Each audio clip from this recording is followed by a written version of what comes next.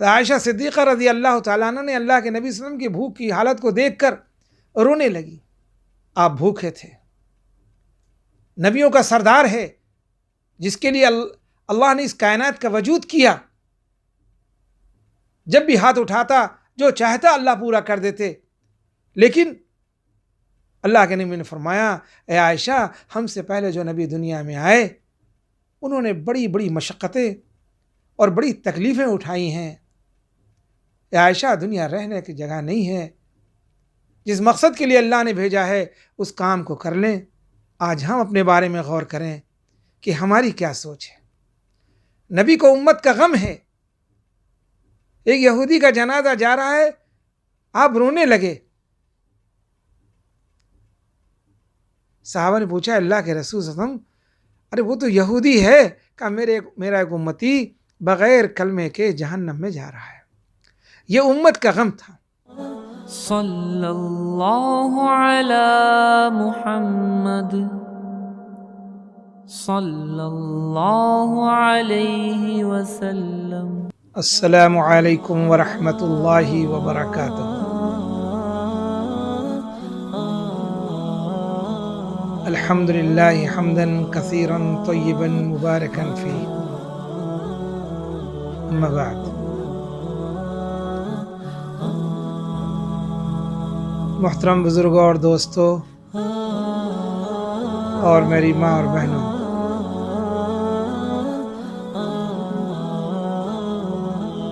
آج رسول اللہ صلی اللہ علیہ وسلم کی زندگی کے بارے میں تھوڑی سی باتیں کروں گا کہ آپ کی زندگی کیسے گزری اور ہماری کیسے گزر رہی ہے۔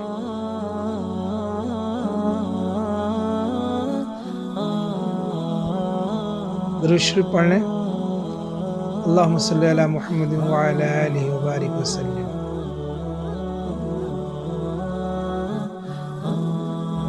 اللہ کے نبی صلی اللہ علیہ وسلم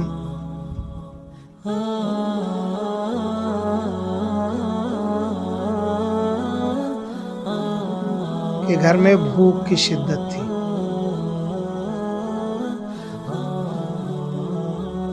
فاقہ تھا، تنگی تھی، اور آپ امام الانبیاء تھے۔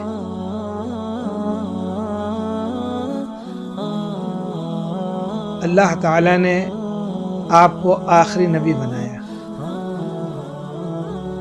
اور آپ پر نبوت کو ختم کر دیا۔ کل 63 سال کی زندگی تھی، 40 سال پر نبوت حاصل ہوئی،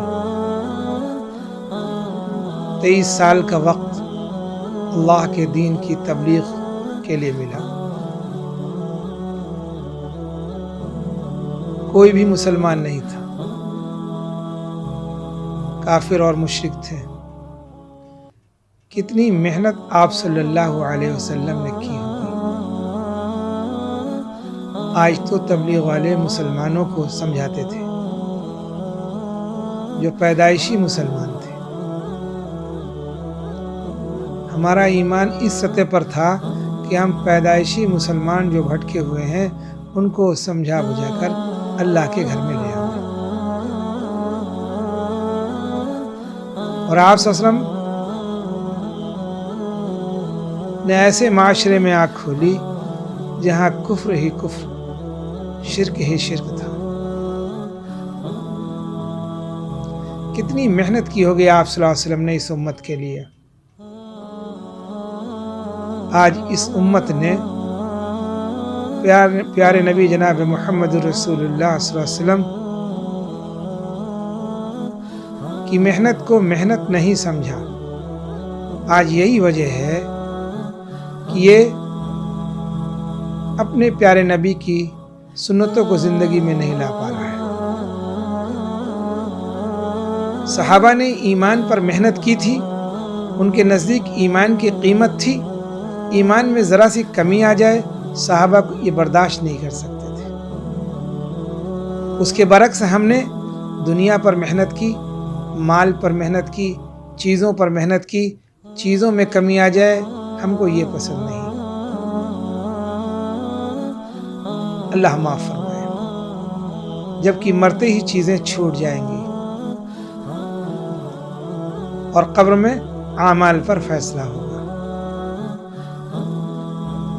وہاں تو 3 ہی سوال ہوں گے، من ربک، من نبیک، ما دینک۔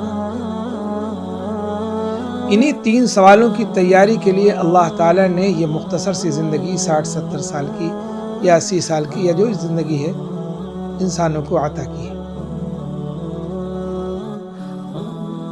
عقل مند شخص وہ ہے جو وقت کی قدر کرتے ہوئے اللہ کے ہر حکم کو اس کے پیارے نبی صلی اللہ علیہ وسلم کے طریقے پر پورا کرتا ہے اور آپ صلی اللہ علیہ وسلم کے طریقے پر زندگی گزارتا ہے۔ اس کا کھانا، پینا، سونا، جاگنا، گھر میں داخل ہونا، گھر سے نکلنا، بازار جانا، کھیتی کرنا، شادی کرنا، بچوں کی پیدائش کے وقت جو اعمال کیے جاتے ہیں ان اعمال کا کرنا، لباس کا پہننا، چہرے پہ داڑھی کا رکھنا، یہ ساری چیزیں اللہ کے نبی صلی اللہ علیہ وسلم نے جو ہم کو بتائی ہے، اس میں ہر مسلمان کو کامیابی کا یقین ہونا چاہیے کہ اگر ہم نے نبی پاک صلی اللہ علیہ وسلم کے طریقے پر زندگی گزاری تو ہم انشاءاللہ کامیاب ہو جائیں گے، اور اگر نبی کے طریقے کے خلاف ہم نے زندگی گزاری تو اللہ کے یہاں ہم مجرم ہوں گے، ہماری پکڑ ہوگی، دنیا میں بھی ذلیل ہوں گے اور مرنے کے بعد ہمیشہ ہمیشہ کی زندگی میں ناکامیاب ہوں گے۔ اس لیے یہ بات سنتے چلے آ رہے ہیں اور آج آپ کے سامنے یہ بات کہہ رہا ہوں کہ ہر مسلمان مرد عورت پوری کی پوری کوشش کرے کہ اس کے گھر میں اللہ کے نبی صلی اللہ علیہ وسلم کی 100% سنتیں زندہ ہوں۔ چاہے وہ تاجر ہو، چاہے وہ حافظ قرآن ہو، چاہے وہ عالم دین ہو، چاہے وہ مفتی ہو، چاہے وہ قاضی ہو، چاہے وہ زارع کھیتی کرنے والا ہو یا کسی بھی شعبے میں ملازمت کرنے والا ہو، سب کے لیے ضروری ہے کہ اس بات کے یقین بٹھا لے دل میں کہ ہماری کامیابی تو پیارے نبی صلی اللہ علیہ وسلم کے طریقے میں ہوگی، اور آسم کے طریقے پر جو عمل کریں گے اللہ کو وہ عمل محبوب ہوگا۔ درود شریف پڑھیں، اللہم صلی علی محمد وعلی آلہ وبارک وسلم۔ آج ایئر کنڈیشن کا ماحول ہے، پکے مکانات ہیں، گاڑیاں ہیں، سہولت ہے، بسوں سے آنا جانا بھی ہو جائے، ٹرینوں سے بھی چلے جائیں، جہاز سے بھی چلے جائیں، کوئی عذر نہیں ہے۔ لیکن اللہ کے نبی صلی اللہ علیہ وسلم کے وقت میں یہ سب چیزیں نہیں تھیں، اور کس طریقے سے آپ صلی اللہ علیہ وسلم نے دین کی محنت کی، اور آپ کی ان قربانیوں کا نتیجہ ہے کہ جو آج ہم لوگ مسلمان کثرت سے اپنے پیارے نبی صلی اللہ علیہ وسلم پر درود شریف پڑھا کریں، ہر مرد عورت کثرت سے درود شریف پڑھا کریں، اور جب بھی نبی کا نام آئے تو صلی اللہ علیہ وسلم یہ چھوٹا سا درود شریف ہے ضرور پڑھ لیا کریں، کیونکہ جہاں پر بھی دین کی باتیں ہوتی ہیں فرشتے اس مجلس کو گھیر لیتے ہیں، اور جب تک دین کی باتیں ہوتی رہتی ہے اس مجلس کو فرشتے گھیرے رہتے ہیں۔ کتنی بابرکت مجلس ہوتی ہے جس میں فرشتے ہوتے ہیں، اللہ فرشتوں والی صفات عطا کر دیتا ہے۔ کوئی رکوع میں ہے، کوئی سجدے میں ہے، کوئی قیام میں ہے، ہم بھی رکوع کرنے والے، سجدہ کرنے والے، قیام کرنے والے بن جائیں گے۔ ایک مرتبہ حضرت عائشہ صدیقہ رضی اللہ تعالی عنہ نے عرض کیا، اے اللہ کے رسول صلی اللہ علیہ وسلم، بڑی پریشانی ہے، آپ اللہ سے دعا کریں وسعت رزق کے لیے کہ اللہ روزی کو وسیع کر دے، یہ تنگی، یہ پریشانی دور ہو جائے، یہ فاقے کی زندگی ختم ہو جائے۔ اللہ کے نبی صلی اللہ علیہ وسلم نے فرمایا، قربان جاؤں آپ پر، کیسا نبی تھا، سبحان اللہ سبحان اللہ سبحان اللہ۔ کیا کہا، اے عائشہ، اگر میں دعا کروں اپنے رب سے تو یہ سارے پہاڑ سونے میں بدل جائیں اور سب ہمارے ساتھ چلتے رہیں، لیکن میں چاہتا ہوں اے عائشہ ایک وقت کھاؤں تو اپنے رب کا شکر ادا کروں، ایک وقت بھوکا رہوں تو اپنے رب سے مانگوں۔ آج ہم 6 مہینے کا سوچتے ہیں، سال بھر کا اکٹھا کر کے رکھ لیں، جبکہ اللہ کے نبی صلی اللہ علیہ وسلم نے فرمایا صبح کھاؤ تو شام کی فکر نہ کرو، تمہیں یہ علم نہیں کہ شام تک زندہ رہنا ہے۔ کیا تعلیم دی اے عائشہ، میں اگر اپنے رب سے دعا کروں تو یہ پہاڑ سونے میں بدل جائیں اور یہ ہمارے ساتھ چلتے رہیں، لیکن مجھے یہ پسند نہیں۔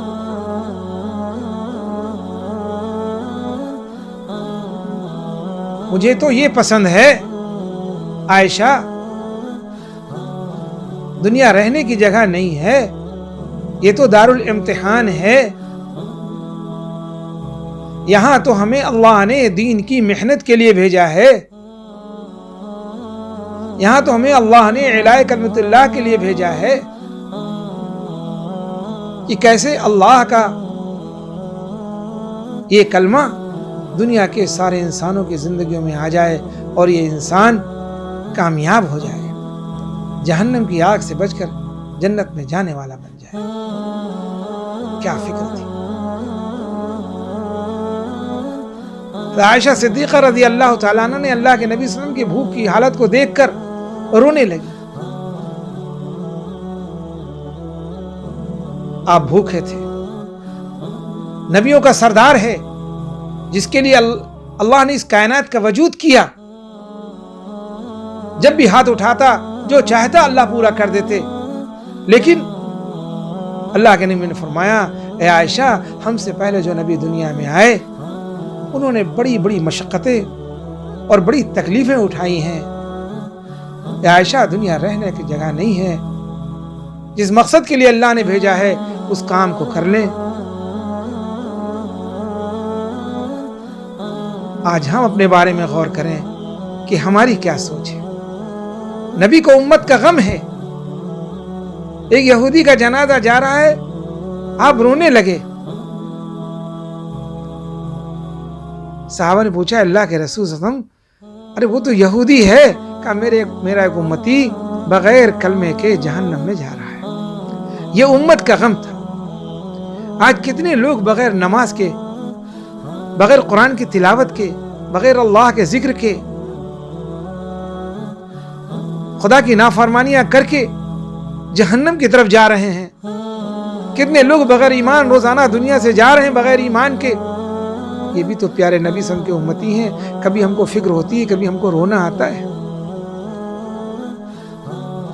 نبی کو یہ غم تھا، نبی کو یہ فکر تھی، نبی کو یہ امت کی طلب تھی کہ کیسے میری پیاری امت جنت میں جانے والی بن جائے، یہ کامیاب ہو جائے۔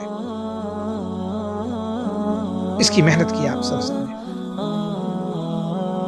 اور ایسی محنت کی آپ صلی اللہ علیہ وسلم نے کہ آپ نے فرمایا اے عائشہ، مجھے جتنا دین کے لیے ستایا گیا اتنا کسی کو بھی نہیں ستایا گیا۔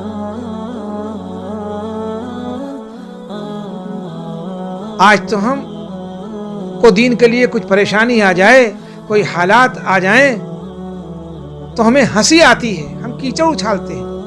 اللہ کے نبی صلی اللہ علیہ وسلم نے اس دین کے لیے مکے کی وادی میں بنو ہاشم کے قبیلے کو قید کر دیا گیا، معصوم بچوں کو بھی پورے خاندان کے ساتھ بائیکاٹ کر دیا گیا۔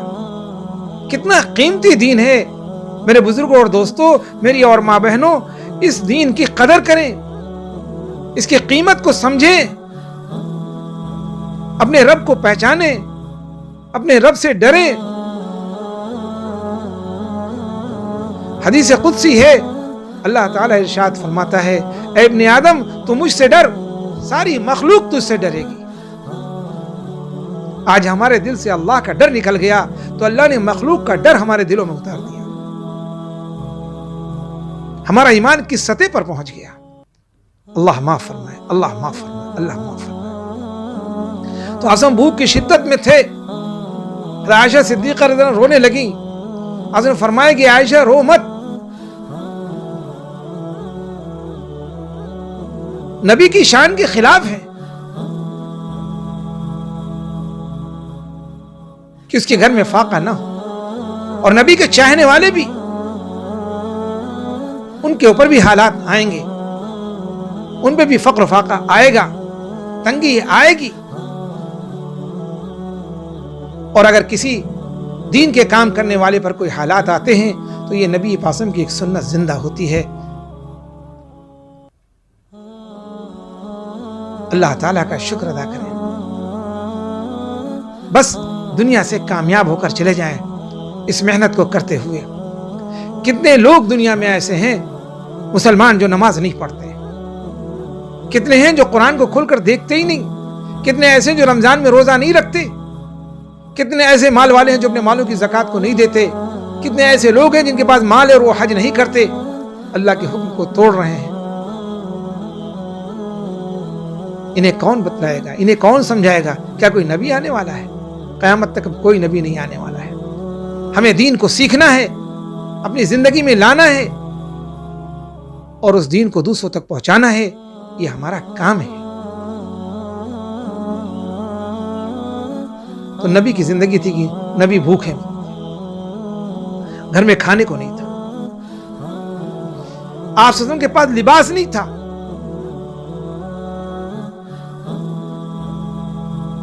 ایک چادر تھی جس کو لپیٹ لیتے تھے،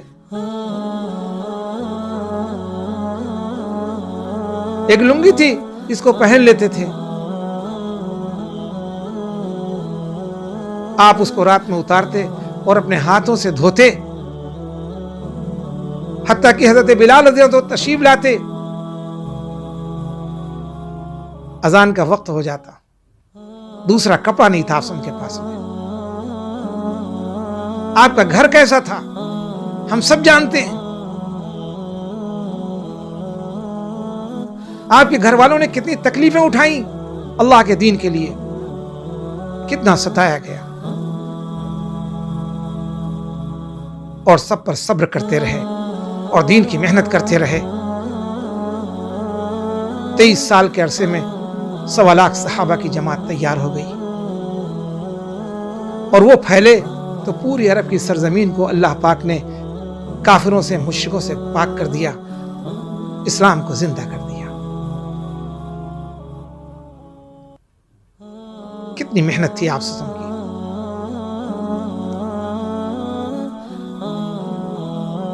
آپ صلی اللہ علیہ وسلم کے بعد میں حضرت عمر رضی اللہ تعالیٰ عنہ کا زمانہ تھا جب فتوحات ہوئی اور مال غنیمت ملا. ایک مرتبہ آپ کی بیٹی حضرت حفصہ رضی اللہ تعالیٰ عنہ نے کہا کہ ابا جان اب تو مال کی زیادتی بھی ہے، زیادہ مال بھی ہے، اب آپ ذرا سے کپڑے اچھے پہنا کریں، اور جب کوئی باہر سے ملنے کے لیے وفد آئے تو ان کے کھانے کے لیے باورچی رکھ لیں جو کھانا پکایا کرے، اور آپ ان کے ساتھ میں کھایا کریں. اے بیٹی حفصہ کیا تو بھول گئی؟ میں نبی کی زندگی کے بارے میں تو اچھی طریقے سے جانتی بیٹی حفصہ. آپ نے فاقہ کیا ہے، اور یہ عمر مہین کپڑے پہنے. تجھے معلوم ہے کہ ایک مرتبہ تو نے اونچے جگہ پر کھانا رکھ دیا کھانے کے لیے تو آپ سب ناراض ہو گئے، اور تو نے اتار کر زمین پر چادر بچھائی اور کھانا رکھا، پھر آپ سب نے کھانا کھایا اور امت کو بتایا کہ دیکھو میں نبی ہوں، اور میری زندگی پر غور کرو میری زندگی کو پڑھو، میری سیرت کو پڑھو اور اپنی زندگی میں لاؤ تاکہ اللہ کی مدد تمہارے ساتھ آئے، تم کامیاب ہو جاؤ۔ ایک مرتبہ حضرت حفصہ رضی اللہ تعالیٰ عنہ نے ایک چادر کی 4 تہ کر دی، جبکہ آپ صلی اللہ علیہ وسلم اس کو 2 تہ کر کے لیٹا کرتے تھے۔ آپ نے جب 4 تہ دیکھی تو آپ صلی اللہ علیہ وسلم نے فرمایا، اے حفصہ، کیا تو نہیں چاہتی کہ میں رات کو اٹھ کر اپنے رب کو راضی کروں؟ اس پہ تو مجھے نیند آ جائے گی۔ اے حفصہ، اس کو ویسے ہی کر دے جیسے میں لیٹتا ہوں۔ آج ہم اس پن کے گدے پر سونے والے لوگ سوچیں کہ اتنی آرام کے باوجود کیا ہم تہجد کی نماز پڑھتے ہیں؟ الا ماشاء اللہ، کچھ اللہ کے بندے ہیں جو راتوں میں اٹھ کر اپنے رب کو راضی کرتے ہیں۔ اللہ ان کی عمروں میں برکت عطا فرمائے اور انہیں استقامت نصیب فرمائے۔ انہی کی وجہ سے یہ سب چل بھی رہا ہے۔ کاش ہر مسلمان 5 وقت کی نماز کا پابند ہوتا، تکبیر اولیٰ سے نماز ادا کرتا۔ اس وقت تو بیماری کی وجہ سے مسجدیں بند ہیں، اپنے گھروں میں جماعت کرتا، قرآن پاک کی روزانہ تلاوت کرتا، رمضان کے پورے روزے رکھتا، اللہ نے مال دیا تو مال کی پوری زکوٰۃ کو نکالتا، اللہ نے مال دیا تو حج بیت اللہ کا سفر بھی کرتا۔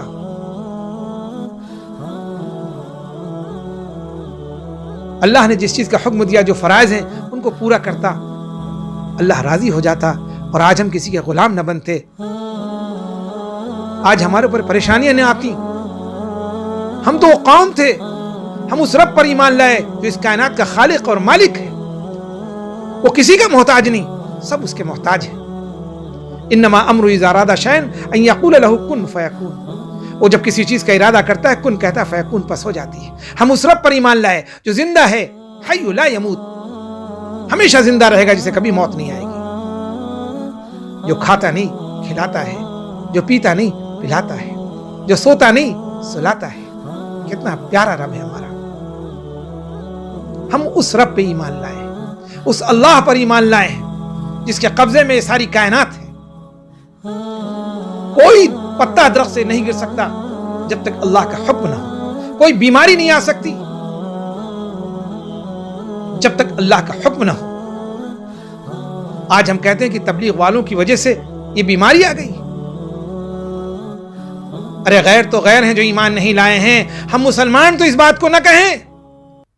کہیں اللہ ناراض ہو گیا اور خاتمہ ایمان پر نہ ہوا تو خدا کی قسم قبر جہنم کا گڑھا بن جائے گی۔ اگر کسی مردے کو اللہ زندہ کرتا اور وہ آ کے بتاتا کہ قبر میں کیا اس پر گزری ہے تو خدا کی قسم کبھی کوئی غلط کام نہیں کر سکتے تھے۔ کبھی تھوڑی دیر تنہائی میں بیٹھ کر غور کرو کہ اگر ابھی موت واقع ہو گئی تو یہ گھر، یہ کاروبار، یہ بیوی بچے، یہ الماریوں میں رکھے ہوئے کپڑے، یہ ہاتھوں کی گھڑیاں، یہ آنکھوں کے چشمے آپ کے ساتھ کیا جائیں گے؟ بیٹا باپ کہنا چھوڑ دے گا، ابا کہنا چھوڑ دے گا، کہے گا میت پڑی ہے۔ بیوی یہ نہیں کہ میرا شوہر لیٹا ہے، میت پڑی ہے۔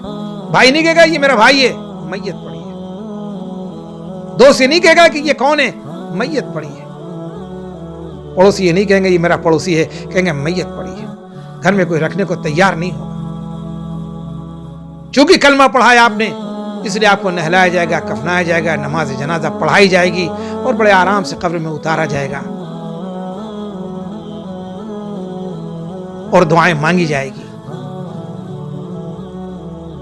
اس لیے فرمایا دنیا کی زندگی کو قیمتی سمجھو اور اس کا ایک ایک لمحہ ضائع مت ہونے دو۔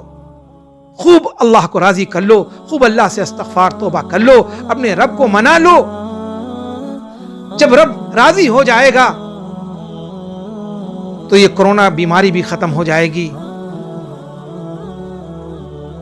ظلم کرنے والے اللہ ان کو ہدایت دے دے گا، اور اگر ان کے لیے ہدایت مقدر نہیں ہوگی تو اللہ ایسوں سے دنیا کو پاک کر دے گا۔ یہ ہماری اپنی کمزوری ہیں، ہمارے گناہ ہیں، جس کی وجہ سے ہمارے اوپر ظالم مسلط ہوتے ہیں۔ کئی قسم کا عذاب ہوتا ہے، ہمارے گناہوں کی وجہ سے کہیں زلزلہ آ گیا،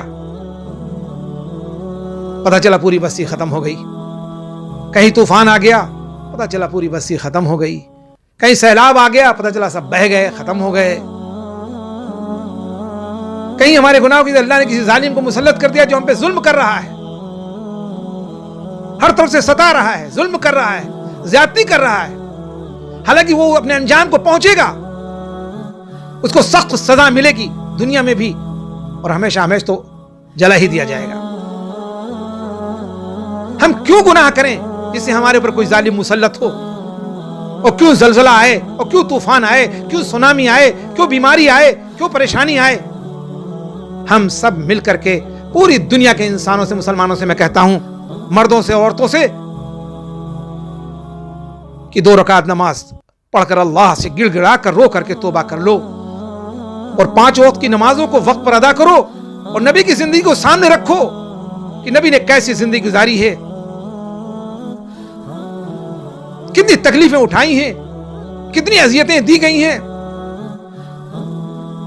چنانچہ حضرت عمر فاروق رضی اللہ تعالیٰ عنہ نے اپنی بیٹی کو کہا، سمجھایا، اے بیٹی، کیا تو نے یہ نہیں دیکھا، کیا تو نے یہ نہیں جانا، کیا تو نے یہ نہیں سمجھا؟ اتنا کہا کہ حضرت حفصہ رضی اللہ تعالیٰ عنہ رونے لگیں، اور آپ حضرت عمر رضی اللہ تعالیٰ عنہ خوب روئے اور کہا، خدا کی قسم، میرا نبی جو اس نے ایک وقت کھایا اور ایک وقت فاقہ کیا، وہ فاقوں بھی زندگی گزار دیا اور بھوکا زندگی سے چلا گیا، یہ عمر پیٹ بھر کے کھانا کھائے گا؟ یہ عمر گدوں پر سوئے گا؟ یہ عمر مہین کپڑے پہنے گا؟ کبھی ایسا نہیں ہو سکتا۔ ہمارے یہ 2 دوست، ایک تو میرا نبی اور دوسرے حضرت ابوبکر رضی اللہ تعالیٰ عنہ، عمر انہی کے نقش قدم پر چلے گا۔ یہ تھی محبت اللہ کے نبی صلی اللہ علیہ وسلم سے، اور یہ تھی محبت حضرت ابوبکر صدیق رضی اللہ تعالیٰ عنہ سے، حضرت عمر فاروق رضی اللہ تعالیٰ عنہ کو، جن کے نام پر آج بھی تھراتے ہیں لوگ، جن کے دلوں میں خوف خدا ہے، وہ سمجھتے ہیں حضرت فاروق رضی اللہ تعالیٰ عنہ کے بارے میں۔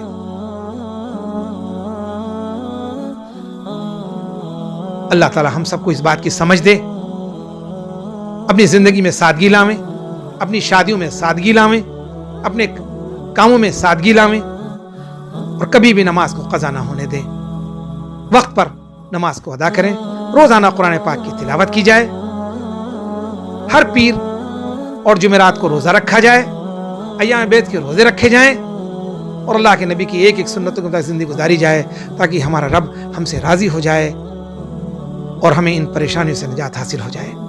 اللہ تعالیٰ ہمیں اور آپ سب کو کہنے سننے اور عمل کرنے کی توفیق عطا فرمائے۔ مختصر سی دعا کر لیتا ہوں۔ اللہم صلی علی محمد وعلی آل محمد وبارک وسلم۔ اللہم انصر من نصر دین محمد صلی اللہ علیہ وسلم واجعلنا منهم واخذل من خذل دین محمد صلی اللہ علیہ وسلم۔ ربنا لا تؤاخذنا ان نسینا واخطانا، ربنا ولا تحمل علینا اسرا کما حملته على الذین من قبلنا، ربنا ولا تحملنا ما لا طاقة لنا به، ربنا ولا تحملنا ما لا طاقة لنا به، ربنا ولا تحملنا ما لا طاقة لنا به، واعف عنا واغفر لنا وارحمنا أنت مولانا فانصرنا على القوم الكافرين، فانصرنا على القوم الكافرين، فانصرنا على القوم الكافرين۔